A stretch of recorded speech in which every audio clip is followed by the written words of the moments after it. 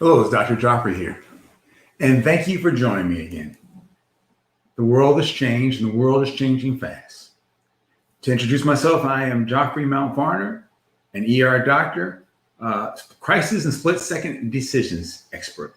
What I do most of the time is I go around the world teaching executives, corporations, how to manage crisis and training them on how to make split second decisions.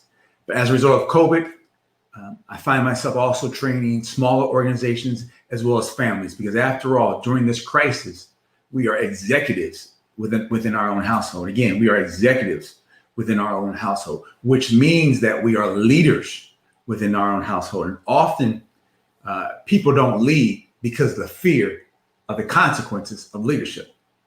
COVID has changed that. We've got to lead in order to avoid many of the consequences. Today, we're going to be talking about the holidays and what you should do if you gather. Let me start off by saying, let's be clear. The recommendation is for us not to gather. In fact, I would even say it this way. If this holiday season, especially Thanksgiving, since that's the upcoming holiday, if it's the same as your other holidays, it means that you're doing something different. That you're doing something wrong, perhaps. Because during these crises, we should be doing something different. Back to the subject at hand. The recommendation is not, current recommendation is we should not be gathering for the holidays. However, if Memorial Day, July 4th, and Labor Day are any indication of what's going to happen, it's very probable that people are going to gather. With that in mind, it's important that you have rules, have a framework, have a plan for how you're going to gather. Before I go on to the 8 steps, let me just say just up front, the virus is so rampant that it's very likely that you or someone you know, or someone that you know will get COVID, unfortunately. And it's very important that you know how to home treat. You know how to even prevent many of the symptoms from getting worse. I would encourage you to, there is an attachment, an essential COVID toolkit that I've included in this talk. I would cut and paste it and put it in your search engine and download. There's a lot of free downloadables. Now look, if you're going to gather, you should come up with a family entrance pass. Let me tell you what that is. And now we're into the 8 steps. The 8 things that you must do in order to gather as safely as possible. It does not it does not eliminate the risk, but it greatly decreases it. And forgive me, I know that I'm a little wordy today, but for those of you all who have been following me for a while, after a night shift, and I worked the last night in the ER. After night shift, I'm a little wordy the following day. But look, back to the 8 steps. 1, everyone coming to the event should get a COVID test. COVID tests are widely enough available, but everyone should be required to get a COVID test. And obviously that test needs to be negative. Now, currently we're about 7 days away from Thanksgiving. This is about the time frame that you want to get it, because it usually takes 2 or 3 days for it to come back. You want to get a COVID test. Now, this part's very, very important. Lean in. This part's very important. Once you get your COVID test, it's very important for you to isolate. Why? Because you don't want to get your COVID test negative, and then go out and be exposed and contract the virus and then go on and spread it to your family. So once you get your test, it's very important for you to isolate as much as possible, minimize your exposure. Before I go on to 2, let me set the framework. Someone in the family should be assigned, and you all already know who it is, to be the heavy of the family. The heavy is the enforcer. It's the person that everyone listens to. It's the person that when everything goes wrong or when you're looking for direction, it's that person. Because the heavy has to punch the ticket for you are okay to come in.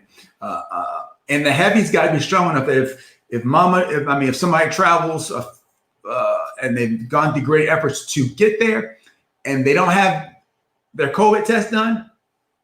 If the rule is you don't let them in, then they've got to stick to that rule. But let me go on. Also, this seems redundant, and we don't have time to go into the details.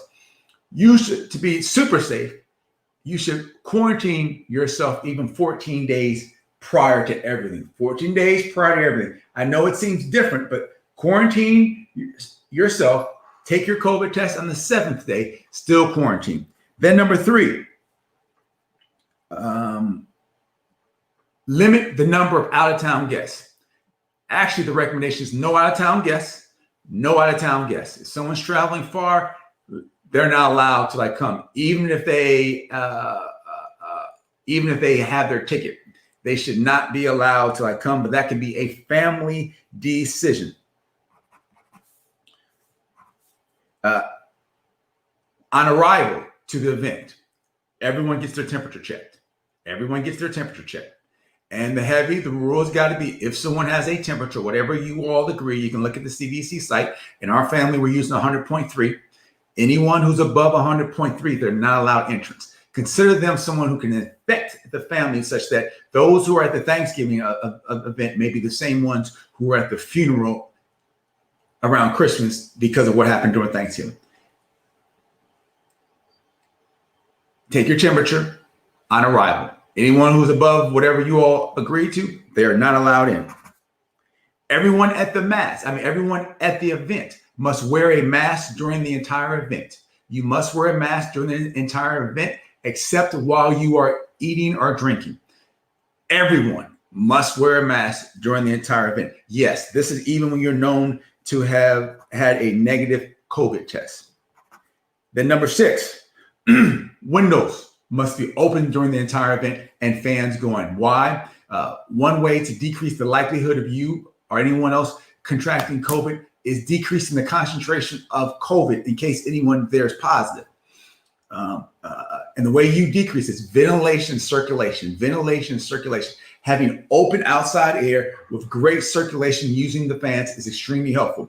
Somebody's thinking, well, if everyone has a negative COVID test, no one should have active virus. Keep in mind, the COVID test is only about 70% accurate. And then not only that, you don't know what's happened from the moment they had that negative COVID test until they made it to the event. That's why some of these are redundant. Then shorten the duration of the event. If the event's normally 6 hours, cut it down to 3 hours. And then finally, for anyone who's a high-risk person, like elderly, sick, have them in a different room and have their own ventilation area, windows open. People can go in there and see them, but they should have their own area where there's likely decreased virus. And then obviously practice the CDC guidelines. That includes social distancing, washing your hands, wearing your mask the entire time. Oh, I forgot. Ideally, if you can have this event outside, that is best. That is best to have the event outside. So let me run through it just real quick. Family, everyone is to be tested at least 7 days prior. No out-of-town guests.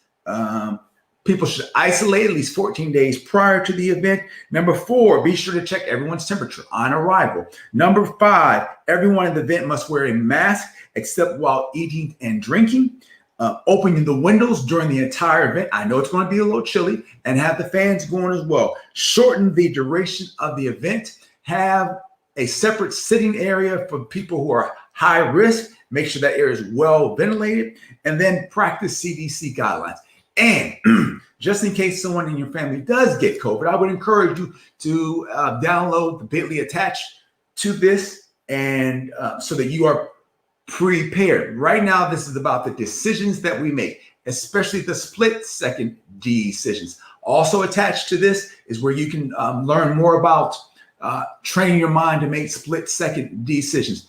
Everyone, we're in a crisis. This is what I do. I'm a crisis and split-second decisions expert who happens to be an ER doctor on the front lines. We are in a crisis, and things are just as difficult as they say they are. Things are a little more difficult than they were back in March. But we, as a family and as a group, if we follow the CDC guidelines and do what we are supposed to, we will be just fine. Be safe and have a happy, happy Thanksgiving.